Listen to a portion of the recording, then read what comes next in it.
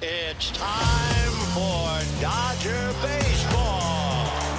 That's strike three. Dodgers have won it all in 2020. Mookie Betts cranks one left field. Mookie Betts. They're going to make big signings. They're going to make impact trades. I don't care how many times this team rips my heart out. I'll never stop loving the Los Angeles Dodgers. Think blue, bleed blue, and I'm out.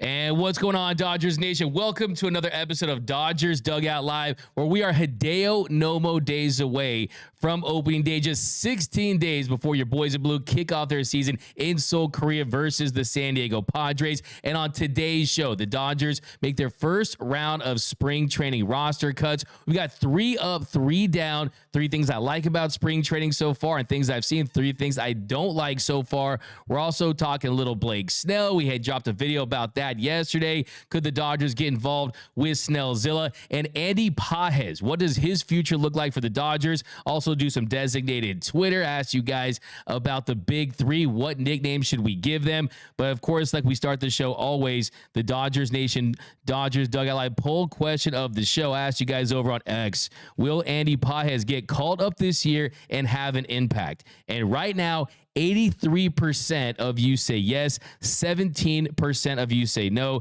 I also asked you guys over on Twitter, what should we nickname the Dodgers Big 3? We talked about a couple a few months ago, but we're going to get into that one. But also, let me know where you represent Dodgers Nation from. Let me know down below in the comment section, which city are you at? Or where's the office where you're reducing productivity right now by watching the show? Sorry to your bosses, as always. Also, a special announcement. We have hit 85,000 subscribers. So 85,000 subscribers for Dodgers Nation YouTube, the #1 Dodgers YouTube channel in the game. And because of that, we are giving away a brand new Yoshinobu Yamamoto jersey.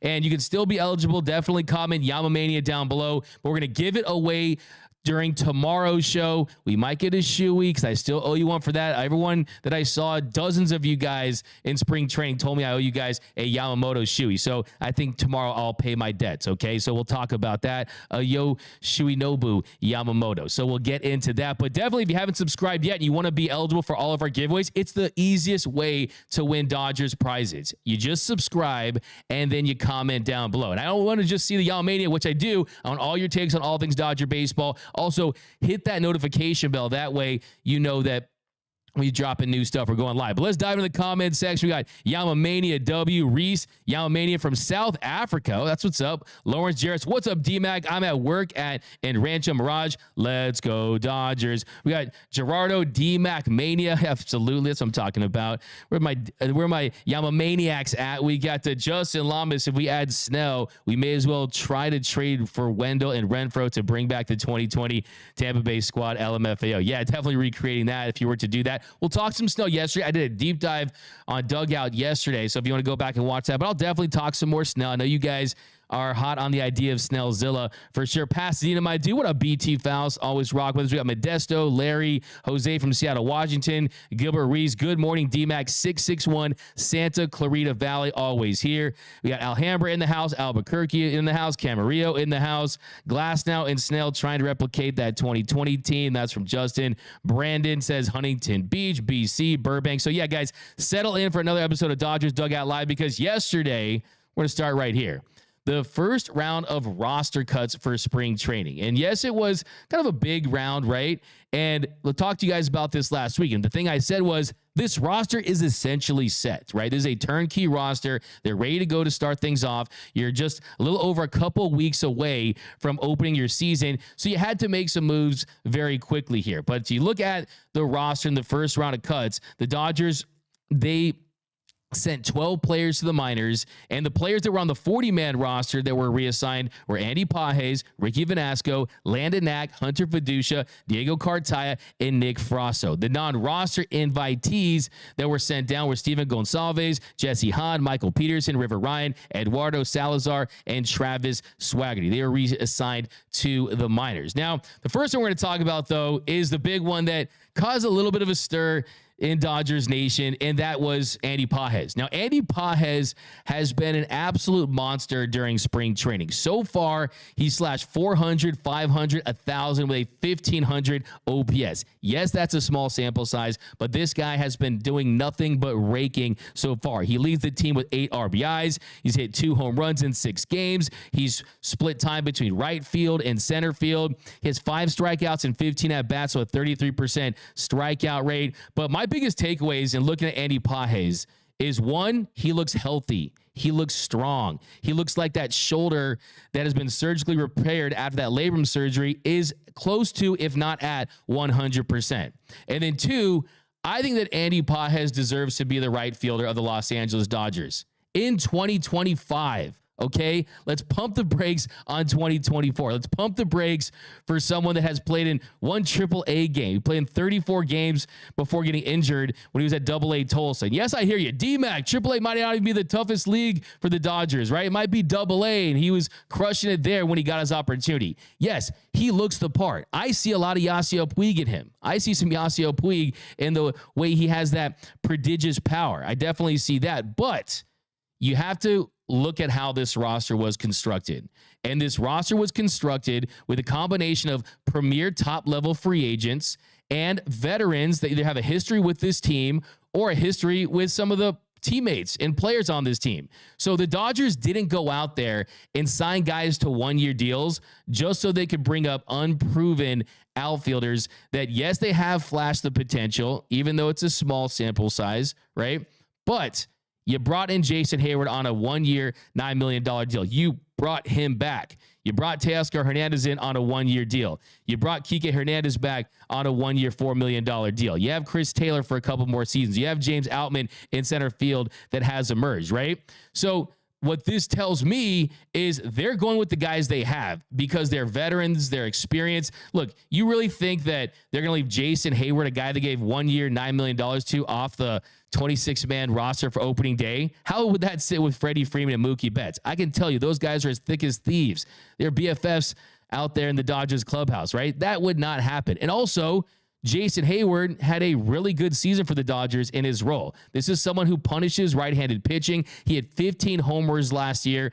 That was the same amount that he had hit the previous 3 seasons combined. He had a 121 weighted runs created plus, and importantly for the Dodgers, he was one of the best defensive right fielders in the sport. That's how good he was, to the point where they were okay with moving Mookie Betts, a 6-time Gold Glove Award winning right fielder, to second base. A lot of that had to do with how good Jason Hayward was. So look, you got to send him down. You got to let him cook. And on top of that, the other reason why I think that would make no sense is, why would you want him as your 4th outfielder, right? Why would you want him coming off the bench?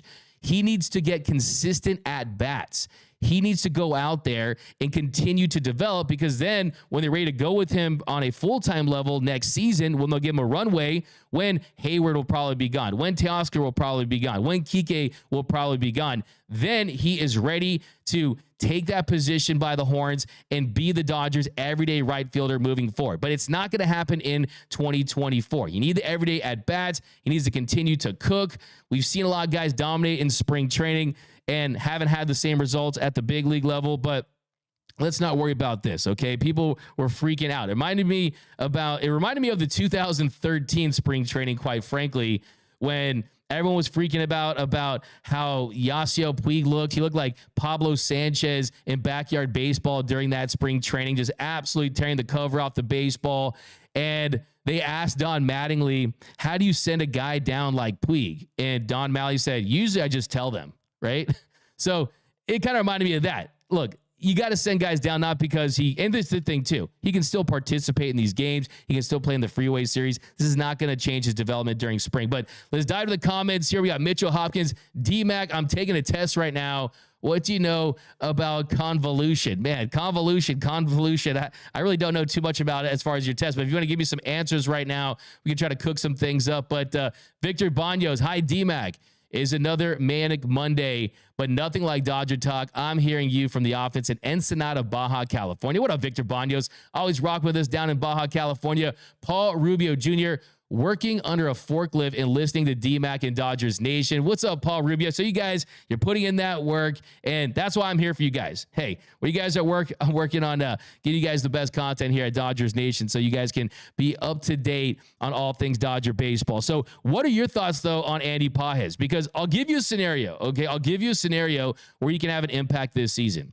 If Jason Hayward struggles for the first 3 months of the year and we're in the middle of the summer and he's a below average bat, his defense maybe takes a little bit of a slide, he's getting older, and you want some more pop, and you look at Andy Pages, if he's healthy, if he's raking at the minor league level, then maybe he gets that opportunity because he still has those option years, right? And when you use that option year, it's one for the whole year, but you can move him up and down. So I think the most important thing for Andy Pages is when he gets that opportunity this year, it's in a situation where he can get consistent at bat. So if it doesn't happen in June or July, maybe it happens in September when the Dodgers have hopefully already clinched the division. They've already hopefully clinched the best record in the National League. So you can develop some of these guys at the big league level. So I think the big thing, though, the number one thing to come from Andy Pages and him being an absolute beast is this is the last time anyone will ever call him Andy Pages, okay? You're never going to hear anyone call him Andy Pages ever again. He is Andy Pages. He has made a name for himself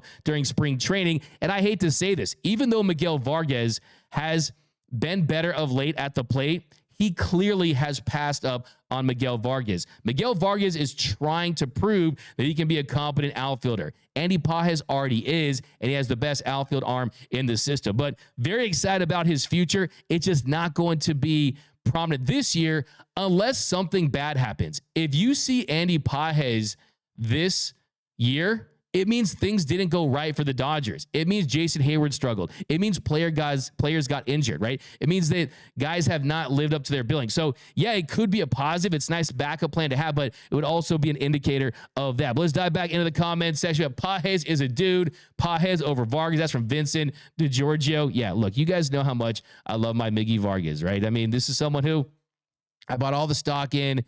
If he has one fan left, it is me. If he has no more fans, I'm not on this earth, right? You guys know how I get down Miguel Vargas, but yeah, hey, look, the proof is in the pudding. The proof is in the results. Right now on our YouTube poll, 84% say yes. So 84% of you say yes, that Andy Pages will have an impact this year for the Dodgers. So that tells you that maybe, one, you don't believe in Jason Hayward. You might think that last year was a little fluky, where over 90% of his plate appearances came against right-handed pitching, and he had 15 home runs, had a 121 weighted runs created plus. I will say, if you look at some of the contact profiles, the hard contact was below average, the barrel rate was below average. So maybe you do see maybe a little bit of a fallback for Jason Hayward, but I also think that he's someone that they're going to give runway to early on. That's a like D-Mac. What up, Mr. Classic? Hayward is the only iffy spot in the line. That's from Pablo Ramos. BT Fouts, absolutely. Do you think we'll get Jordan or Snell Martin? I personally think that Jordan Montgomery ends up on the Boston Red Sox. I think that Blake Snell, like we talked about yesterday, look, this is someone who provides a lot of value as an ace-level pitcher. I mean, you look at where the rotation stands right now, and that's what we're going to get into. We're going to talk about the rotation, Blake Snell, okay? So other roster spots, though, just real quick, Landon Knack, he was also one of the Dodgers 40-man players that was sent down to minor league camp, and the Dodgers, they added Knack to the 40-man roster in November. Landon Knack's been very impressive, man. The Knack attack has been doing his thing during spring. 7 strikeouts in 4 innings. You're seeing him work that changeup in the zone to get strikeouts. He's someone who has an array of pitches, fastball, slider, curveball. He has a lot of weapons and a very refined pitcher. He's allowed 2 runs in 4 innings for a 4.5 ERA. Landon Knack is that depth piece. I think that he has surpassed Michael Grove, but I still think he's well behind Gavin Stone and Emmett Sheehan. And then, of course, for the non-roster invitees, River Ryan. So River Ryan, he hasn't pitched in a Cactus League game. On February 22nd, Plunkett Bill Plunk of the OC Register, he reported that he had been dealing with some shoulder fatigue at the end of the last season. So the longest he had pitched in a year, the most innings he had pitched, 104 innings in a season. Remember, River Ryan is emerging. He's on a meteoric rise. He expects to be an impact player for the Dodgers, but we're not going to see him early on. It's going to take some time. We're going to see him after spring training. And then Nick Frasso, I was able to kind of break that story about Nick Frasso and the injury. He told us during Dodger Fest, I was like, hey, Nick, I mean, how excited are you to make your debut at Dodger Stadium? I was kind of trying to build him up for this feel-good answer. Like, hey, Nick, I mean, just look at the stadium. Look at all the decks and look at all the colors of the decks and the Dodger Stadium, the magnitude of it. How much you looking forward to it? And he basically said, yeah, I actually got injured. I had surgery in the offseason for a labrum. So Nick Frasso is going to miss the entire season. So that wasn't a surprise at all. After the moves, the Dodgers, you have 51 players, 27 pitchers, 24 position players, and that doesn't include Dustin May or Tony Gonsolin, who are on that 60-day IL. You also still have 17 non-roster invitees in camp, 7 pitchers, 10 position players. So like I said, all of them will be able to participate during spring training and the Freeway Series. But like I said, I mean, it's kind of a little bit of a nothing burger when it comes to this because, hey, this is a roster that's been fleshed out. This is a roster that is perfectly assembled at the moment, save for maybe a couple tweaks here and there, but they're basically set. So really quickly, we'll run down where they're at right now. This will be the Dodgers opening day roster, barring injury on the position player side. You got Mookie Betts, Shohei Ohtani, Freddie Freeman, Will Smith, Max Muncy, Teoscar Hernandez, Jason Hayward, James Outman, Gavin Lux, Chris Taylor, Austin Barnes, Enrique Hernandez, and Miguel Rojas. So that's the 13 right there. Okay, so unless there's an injury, that's who you're going to go with on the position player side. Now, the pitcher side, it can get a little interesting if you think that they'd consider not having Alex Vesia make that opening day roster. But right now, you got Yoshinobu Yamamoto, Tyler Glasnow, Bobby Miller, James Paxton. Emmett Sheehan would have made the opening day roster most likely, but Dave said that he's weeks away from game activity due to soreness, so that's definitely concerning. You got Evan Phillips, you got Brusdar Graterol, Joe Kelly. Dave said that Blake Trinan and JP Fireheisen are expected to be on the opening day roster. Then you got Ryan Brazier, Ryan Yarbrough, Alex Vesia, and then Gavin Stone, I think, is going to be the Dodgers' number 5 starter. Now, Ryan Yarbrough, he's interesting. He's someone that can provide multiple innings out of the pen. He has experience starting. He's had success, but also he's out of options. He can reject a minor league assignment. He doesn't have to be sent down, so he's going to be on that opening day roster. So that is where they're at as far as the roster is concerned. But coming up next here on Dodgers Dugout Live, we are talking about spring training, 3 up, 3 down, and we'll talk some more Blake Snell. Can the Dodgers find a way to get Blake Snell? That's coming up next on Dodgers Dugout Live. What up, Dodgers Nation? D-Mac here. I'm here to remind you that if you have not yet, be sure to subscribe to the #1 Dodgers YouTube channel for all latest Dodgers news, rumors, hype videos, interviews, breakdowns, live streams, and more all year long. Hit that subscribe button, hit that notification bell, and if you really want to help the channel out, smash that like button. Also, you will not be eligible for any of our giveaways unless you are subscribed to the channel. So all you need to do to be eligible for all of our giveaways is just make sure that you are subscribed. We just gave away a brand new authentic Mookie Betts jersey valued at over $350. And we got tons of giveaways coming this offseason. So be sure to be subscribed so you are eligible to win. And as always, think blue, bleed blue, and please subscribe. And welcome back to Dodgers Dugout Live on a Monday. Your Dodgers are killing it in spring training. They're 9-2. They won all their games over the weekend. You had the split squad game on Saturday. But this Dodger team, lots to like. Not a lot to not like, but on our next segment, we're doing some 3 up, 3 down. Shout out to my guy, Mr. Eric Yulo. Remember Eric Yulo? Dodgers Nation legend. I'm still really good friends with Yulo. I talk to him all the time. He's killing the game, Eric Yulo. But little 3 up, 3 down here. And for the first up, it has to be the top of the order. The top of the order for the Los Angeles Dodgers.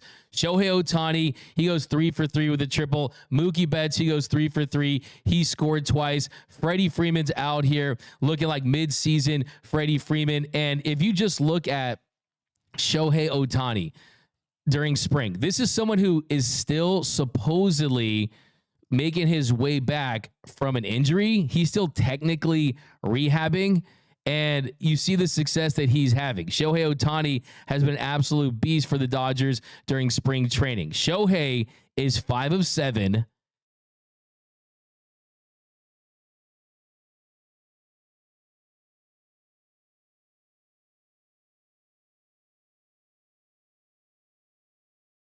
What up, Dodgers Nation? D-Mac here. Here to remind you, an OPS of 1230. Mookie's gone 7 for 17, 5 strikeouts, 4 walks, a home run, 2 doubles. I think for me, the standout thing with Mookie Betts is Mookie feels like he put on a ton of work in the offseason. He looks like he's on a mission. He's a man on a mission to prove that, okay, I can get it done the postseason.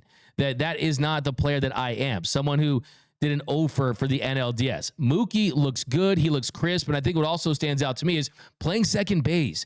He describes himself as an infielder. When you're on the dirt, you're always engaged. You're always locked in. And I think that's important for Mookie when you consider the success that he's had throughout his career. He's done it all, won it all, MVPs, World Series titles. He's looking for a challenge. I think second base provides that. And also think from a fatigue standpoint too, hey, it must be nice not to have to run from the dugout to right field 9 times a game. He's talked about. So he looks refreshed. He looks re-energized and ready to go. I think he's excited to be hitting in front of Shohei Ohtani. I think that's a factor as well. But sometimes Mookie comes out and he's a slow starter. He's a self-proclaimed slow starter. And he looks really, really good, really locked in, barreling up baseballs, hitting the ball hard during spring training. And just the Dodgers' top 4 through the first 3 innings, they were 8 for 11 with 5 RBI and 5 runs. And what really stood out to me was just look how that game started off. Look at the beginning. You had Betts singles to left center. Then you have Shohei just kind of gets his bat out and he pokes one into right field. And then Freddie, he laced a little ground ball that finds the green and goes for a single. So these guys are going to have the slug. These guys are going to be able to beat you on a multitude of different ways. And that's what makes them special. It'd be one thing if you're all sluggers, right? And you're relying on extra base hits. These guys are all capable of being 300 hitters. Okay. And that's what makes them so intriguing. That's why I talked about it a couple weeks ago. They have the potential to go down as the best 1, 2, and 3 in the history of Major League Baseball. That's how good they are. That's how talented they are. Like Rick Monday pointed out in the broadcast, there's been over 351,000 baseball games in the history of the sport. Only 12 times have we seen MVPs bat 1, 2, and 3 in a lineup. 12 games out of over 351,000. Point I'm trying to point out here, this isn't normal, right? This is not normal. So I think that's what makes this special, and I think that you're going to see the slug, you're going to see the base hits, and I think the chemistry amongst them too, they're all going to feed off each other, and it's going to be massive. I actually asked you guys over on Twitter, do a little quick designated Twitter action here. What name should we give them? We were talking about the MV3 a couple months ago. I think that's solid. Leslie Goldberg says MV3. Kobe 3. Kobe there. Okay. We got this one's interesting. The 3 Amigos from Charlie. Free bets on Showtime. The Deferred 3. That's from DG. I like that. The Deferred 3. How about Lawrence over on X says the Blue Ravine Dream Team. I saw one on Twitter that had the BFFS. What do you think about that one? Kind of like that one. I like the MV3. The MV3s for me, it's clean. The big 3. This is, how about the 3 Crushketeers? No? Okay, let's go with the MV3. The 3 Crushketeers, I don't know. That's a fun one. But yeah, I've been trying to flesh these out for months now. But most important thing is that these guys are locked in. They're ready to go. They're as advertised, and they're just going to be absolutely terrorizing pitchers throughout all of Major League Baseball. And I think that for their success, one thing I want to point out is, yes, you're going to get the production 1, 2, and 3. And that was always my 1, 2, and 3. Having Ohtani bat there in the 2-hole where he's had the most of his success throughout his career, but also the bottom of that Dodgers lineup. Gavin Lux getting on base is imperative to taking this offense from great to elite. The bottom of that lineup. Guys like James Outman, guys like Gavin Lux, the bottom of the order. Miguel Rojas, if he gets an opportunity. Chris Taylor, guys like that are so important to turn this lineup putting some runners on base so that Mookie can get slugging opportunities, RBI opportunities, hit with runners in scoring position. Same with Ohtani and Freddie Freeman. So I'm absolutely thrilled over the moon just looking at the prospect of these guys batting for a 162-game season. I don't think the league is ready for what Ohtani is about to do. I still think that Ohtani can win MVP if he's a DH. I truly believe he has the potential to do that. I think he's someone that is one of the best players on the planet, one of the best hitters on the planet. And I think that we are already seeing early on someone who is saying he's right on schedule. I think he's ahead of schedule. I truly believe that. You're still supposed to be rehabbing and you're having this much success. You're making it look easy. Ohtani's an absolute beast. Now, for the first down, so that was the first up. The first down, I've got to go with Yamamoto tipping pitches. Now, it's not a big deal at all, and it's actually good that you're catching this during spring training. But Yamamoto, if you saw his opening start for the Dodgers, he's right there lined up in the middle of the rubber. The camera from the center field wall, it could pick it up. That the glove placement and the way he tapped his glove with the ball, that indicated that a splitter was on the way. So Bill Plunkett of the OC Register, he caught up with Mark Pryor over the weekend, and Pryor told him, from my understanding, that's not something as actively practiced in the NPB.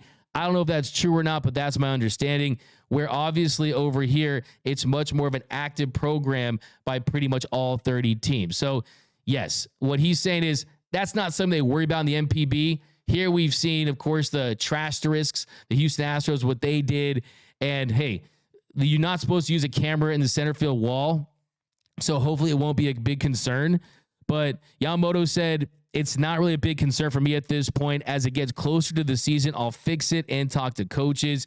He said it was the same in Japan. When the season starts, I'll make those adjustments. So, yeah, he was phenomenal in his debut. It didn't make a big difference because no one was looking at the signs and trying to relay them to the batter. But let's say you're in a situation where you have a runner on second, maybe even a runner on first, and you see the tap and there's communication that could throw him off in the start. So definitely want to clean that up. Now, my next up is Tyler Glasnow. Tyler Glasnow was absolutely dominant. He was absolutely dominant. This is going to be a different pitcher with the Dodgers than he was with the Tampa Bay Rays. He was really good with the Rays when he was healthy. That was Glass then. This is Glass now. He was outstanding. He goes 3 innings, allowed no hits, no runs, had 5 punchies, 1 walk, and you saw how nasty the stuff is. It's top shelf. It's top tier. It takes a backseat to no one. Look at his ability to throw curveballs in the zone. Look at his ability to get chase out of the zone, work four-seam fastballs, elevate them. Those are the pitch profiles and the shapes that lead to wins in the postseason. So I was absolutely blown away with Tyler Glasnow, just how dominant he looked, how absolutely outstanding he was. So absolutely just a phenomenal second appearance. And he, of course, is going to get that opportunity in one of the first 2 games. I think he's going to be your game 2 starter. Pretty much already confirmed that Yamamoto, when I asked Doc about it, he said it was a safe bet that Yamamoto was going to be that opening day starter. And I think Glasnow, he's getting the ball for game 2. So that 2-headed monster right there, just absolutely outstanding. Chef kiss so far. Now, my next down is Michael Grove. So Michael Grove, he has not looked good during spring. I'm not going to say it's Grover or anything like that, but he just has not had a good spring. 6 earned runs in 4 2/3 innings, an 11.57 ERA. Just, we don't know what he's working on, and that's something that you always have to consider, right? You don't want to overreact to spring training results, but I think in his case, I don't think he really has earned the, okay, I'm out here working on stuff, benefit of the doubt. This is someone who's trying to find a role for this team, and he wants to go out there and have success because he's someone that definitely his stuff played up coming out of the bullpen. The velo was up. The command was better. I think the role suits him moving forward, but he looks like he's trending in the wrong direction if he wants to have a role on this team. Now, the next up, I'm going Gavin Stone. Gavin Stone, he has all but sewn up that 5th spot for the Dodgers rotation. Yesterday, he goes 3 innings, allowed no runs, gave up 2 hits, had 1 strikeout. For spring, he's pitching 5 2/3 innings. He's allowed 1 run. He has 4 punch-outs to 1 walk, a 1.59 ERA. And the difference between Gavin Stone this season versus Gavin Stone last season is, one, I was talking to Gavin Stone, and he was telling me that he was tipping his pitches. And he was telling me that a blister really impacted the way he was pushing off the rubber and going to the plate. But the biggest thing that he told me was, look, he was going four-seam fastball and he was going changeup. And he was a two-pitch pitcher. You can't be a two-pitch pitcher, right? You can't be a two-pitch pitcher at the big league level and expect to have success because they're going to be sitting on heaters. They're going to be sitting on changeups, and you're going to be falling behind in counts because you're not throwing it in the zone. The difference between Gavin Stone this time around is, one, the mix has been refined. You're still seeing the changeup, but he's changed the shape of that changeup during certain counts to steal strikes early on in counts. You see him get that changeup over for a strike versus trying to force hitters to chase it. So that's one. Two, you're seeing the slider, a very firm slider that he's able to get strikes with. Better to get a little more east and west. You're seeing the cutter. So you're seeing the cutter, you're seeing the slider, and you're adding to that. He's got more clubs in his bag this year. Look, this is someone who's not going out there and trying to win with two pitches. Look, Street Fighter, you can't go out there in Street Fighter with Ryu and expect to win with just Hadoukens and all Yukins, right? Hadouken, all Yukin. You need the step-by-step Hadouken, right? You need the kicks. You need the tigers. You need the punches. You need to mix things up. Look, we can talk Street Fighter all day, right? My roommate was a professional Street Fighter player, and I beat him once in 900 tries. But look, the thing is, Gavin Stone, he has more in his bag. He's not going out there with just those two ways to beat people, and that's the biggest difference. And I think, too, his overall confidence has been elevated, and it's not because of results in the show. It's because of he knows that this mix works for him. He knows that he has an array of pitches he can use to get out hitters at the big league level. And he also had a really nice finish to the season last year. He had the big strikeout game, the Pacific League Championship Series. I mean, you saw the swing and miss, you saw the punch out. So I'm high on Gavin Stone, especially because Emmett Sheehan, he's out to start the year. Most likely, Dave Roberts said that he's not close to baseball activity. There was a story that Sheehan was facing Shohei Ohtani in a live bullpen session and kind of was emptying the tank a little bit. And I think maybe that could have led to it, which is understandable. You have Ohtani at the plate. Your adrenaline is going to be going sky high. But Gavin Stone could be that guy. He could be that guy. Now, this does make you wonder, though, with Blake Snell available, and we talked about it yesterday, man, Sheehan being out, do you trust Gavin Stone? It just really makes you wonder if the money was the same with the Giants and the Angels and the Phillies. If the Dodgers were to get into that bidding war and the money was the same on a multi-year deal with options after every season, would Blake Snell consider it? And if you're the Dodgers, we broke down their payroll yesterday. You're at $302 million. You're already in the Cohen tax, and you are in a position where whatever you sign Blake Snell for, it's 110% more than that because of where you're at, right? So if it's $40 million, it's going to be over $80 million, things like that, right? Is that worth it? Look, Blake Snell is an absolute beast when he's right. He's someone that has the ability to punch out hitters at a high rate, especially in the postseason. We talked about that yesterday. But I think as it stands right now, I predicted that he would go to the Giants along with Matt Chapman. And we've already got Chapman on the Giants. But the Dodgers could do the most hilarious thing ever. They could do the absolutely most hilarious thing ever if they think that, hey, they need that depth, right? They need that depth, okay? And Wise Man once said, you can never have enough starting pitching. And if they don't believe that they're going to acquire another starting pitcher during the season, if a guy goes down, then maybe Blake Snell could be that guy. Like I said, I don't like him on a $200 million contract. I don't like him at a $175 million contract because the variance with Blake Snell in his Cy Young seasons, where he's won 2 Cy Youngs, the years outside of that, he hasn't received a Cy Young vote. The years outside of that, he hasn't pitched in over 130 innings. So the variance is pretty bad. And you look at the pattern here, it would indicate that he's down and due for a down year. If you look at the expected numbers, the BABIP numbers, they would all indicate that he's not going to have the same year that he had with the Padres. But still, I mean, come on now. If you get him for a bargain rate, like I said, I don't like him at that price, but it's like, hey, I don't like these at $10, at $9.99, I'll consider. But I got some comments here. We got breaking. The Los Angeles Dodgers have acquired Andre Lipicus from the Detroit Tigers for cash considerations. Awesome. We got a trade to break down. So, hey, cash considerations from the Detroit Tigers. Where have I heard that one before, right? Hey, well, Trace Thompson a couple years ago, cash considerations. And then we have some more news. In order to make room on the 40-man roster, the Dodgers traded left-handed pitcher Clayton Kershaw to the 60-day injured list. So that was to be expected.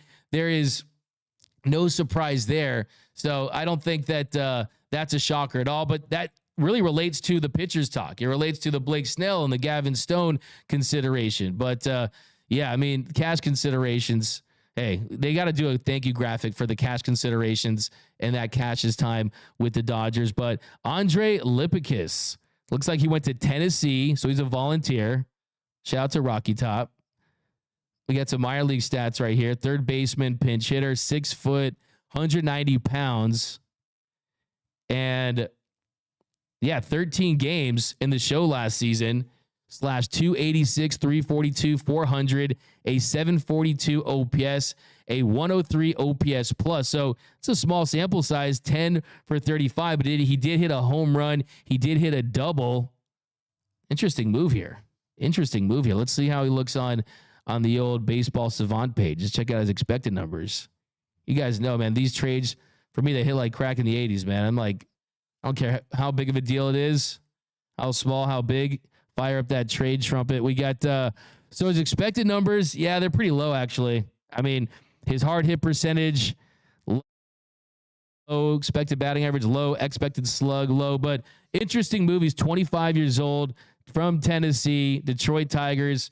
He's drafted in the 3rd round. So we'll talk more about him in the 2019 draft. But hey, what I always say about the Dodgers, if they like it, I love it. They've identified something in him where they think, okay, he can help this team. Okay, no one here is on this team that is random. They're always here for a reason. So yeah, the next up, yeah, we pretty much got the 3 up, 3 down settled. So the up, of course, Ohtani, the MV3, as we're calling him here, the MV3. By the way, Diane Schroeder says, smash that like button. Yeah, absolutely, the 569 in the house. What up, Diane Schroeder? I actually found out that Diane Schroeder is married to a former professional tennis player. So, yeah, that's cool. Matt Gage is one of my favorites from Mr. Classic. I'm actually dropping an interview with Matt Gage. In fact, this week, I'm dropping interviews with Matt Gage, Diego Cartaya, Jason Hayward, Hunter Fiducia. Got some more interviews coming your way. He's a very secure in his pitches. Yamamoto from Novato, California. What's up, Yamamoto? Hella Baker. So, yeah, we got some more questions here. Let's see you guys talking about Blake Snell. The Blake Snell talk just won't end, but one more down, and this is a quick one. Ryan Brazier, 2/3 of an inning, gave up 3 earned runs in his start. Daniel Hudson gave up a run, but I think he looks pretty good. And then JP Fireeisen. So pay close attention to JP Fireeisen. He went 1 inning, allowed 2 runs on 4 hits. He's someone that the Dodgers expect to contribute this season. He was an absolute dominant reliever for the Rays before he went down with the injury a few seasons ago. We're talking about historically great. This is someone who was dominant. The Dodgers wanted him. They knew he was going to be a project, but it's something to kind of keep your eyes on, how he readjusts to life in the show. I think he's going to be really good, though. I truly do. I think he's going to have success for this team. I think he's someone that has benefited from the development. I've talked to him, and he talked about like his leg kick and things like that, and how it's been able to aid him in his ability to just transition with the Dodgers. But a couple more here, guys. Mr. Classic, Snell is, but don't overlook, he's almost destroyed us during the 2020 World Series. We got Nando, Mark, I like this. Mark Madsen dances better than Dave Roberts. Yeah, you see Dave Roberts getting down, dancing, did a little breakdance move, and then, yeah, pretty cool. You can check that out on Twitter. A little dance battle with Dave Roberts. I don't trust JP. He's not ready yet. Yeah, look, it's going to take some time. 3 Money. Okay, so 3 Money, that's your nickname for... Look, I think the pole position leader right now is the MV3. I do like BFFS, though. I think that's kind of cute. We got the Yamamania, Big 3, Friedman's Angels. Okay, that's from Hoppa on YouTube. Anthony, Yamamania. LA made a move. That's from Jose Gutierrez. Yes, LA did just make a move a couple minutes ago. Andre Lipicus. I don't know who first reported, but we're going to do a full breakdown of Lipicus. But, yeah, like I said, small sample size, has had some success at the big league level. We got the Dodgers media guide apparently, too, was released today. Interesting. Oh, wow. So that's, I don't know if I'm reading a little too much into that, but you got Freddie, you got Ohtani, you got Mookie, and Will Smith. So pretty sure that's your 1 through 4 right there. So that's cool to see Will Smith getting some love there on the Dodgers media day guide. So that's pretty sweet. But yeah, a couple more here. We got deferred 3. That's from Justin Option, not Yamamania from Hestia. I don't really like Snell, but if you can help us win a World Series, then do it, and I'll hold my nose. That's from Jeff on YouTube. I think the chances are unlikely that they will go out there and sign Blake Snell. I'm not saying it's impossible, because the Dodgers, just when you think they're done, they go out there and they make another move. And they could theoretically have him as a starting pitcher, and you can move James Paxton to the bullpen. You can move other guys to the bullpen that can provide depth. I mean, you need another lefty, but here's the thing. James Paxton signed with the Dodgers to have an opportunity to start, right? So, Lipsius, I think I'm saying his name wrong. It's from Michael Hoffer over on YouTube. But I think for the most part, they're probably going to go with what they have right now. And you have to consider the financial ramifications of adding a Blake Snell. And I know it's not my money. And you know how I stand. Parades over prospects, right? I definitely am of that belief. But I just think if you're Blake Snell and you're really going to sign a 1-year deal or a multi-year deal that has an opt-out after 1, you're really banking on having a really good season. You're really banking on having a lights-out year with the Dodgers in hopes that you can parlay that into a $150 to $200 million deal. And what the Dodgers can provide is an opportunity to pitch in the postseason, where if he pitches for the Angels and the Giants, there's a good chance that's not going to happen. So if you are Blake Snell and you see this as an opportunity, they sell you on the idea, then maybe it does happen. But we haven't seen one whisper of it. We haven't seen the Dodgers linked to Blake Snell at all. I think at the end of the day, Scott Boras has basically shown that he completely misjudged the market with the regional sports networks just cratering. So the tax would be huge. Yeah, I broke it down for you on yesterday's show, the implications that it would have. But hey, maybe this team says, you know what? There's only 10 to 15 starting pitchers on this planet. They might want to be proactive in providing that depth. And like I said, they're the organization that has gone out there and committed over $1 billion on players. What's an extra 50 to 60 million to these guys when they're hell-bent on getting a World Series title? The only issue you have, too, though, is you stunt the growth of, I think, some of your younger players, too. I mean, you're not going to have the same development opportunities. But I think if we're being completely honest with each other, when you see what we've experienced in the past with this rotation, yes, it's March.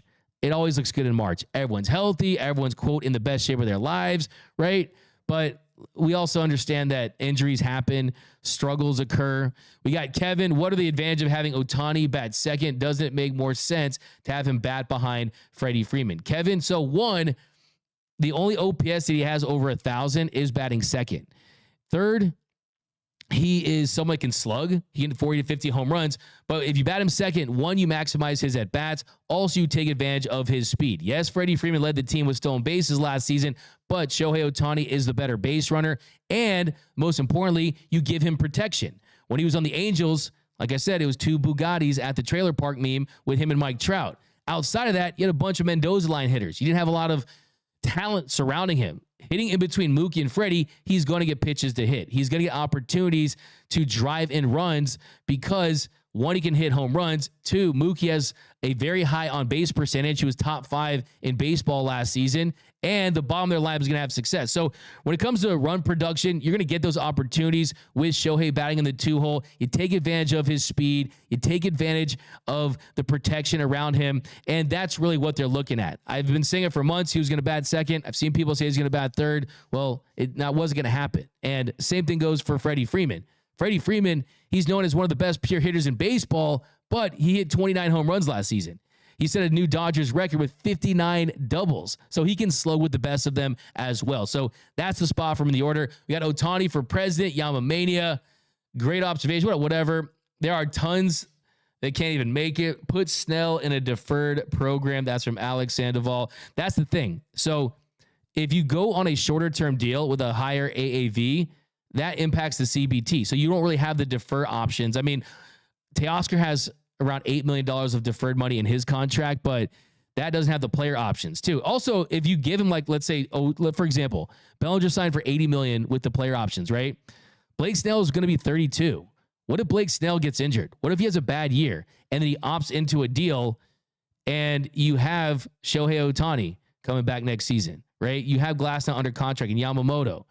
Do you really want that long-term deal? They really need a stopgap guy, if anything. And don't forget, you got Kersh coming back. You could have Dustin May give you some innings. You got some of these young guys.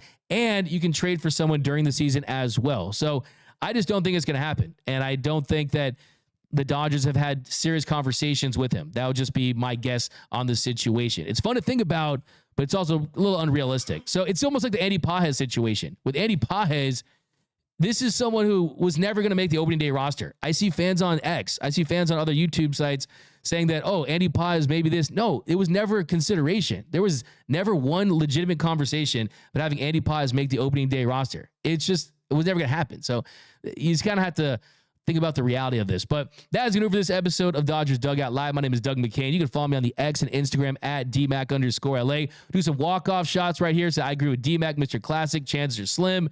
Rotation is deep already from DS. We already stacked in pitching. The potential of Knack, Frosso, River Ryan. Future is looking good. Absolutely. I agree with that. But that is going to do it. Be sure to head over to dodgersnation.com for all of your Dodgers news and rumors. And like I said, tomorrow is the day we are giving away the Yoshinobu Yamamoto jersey.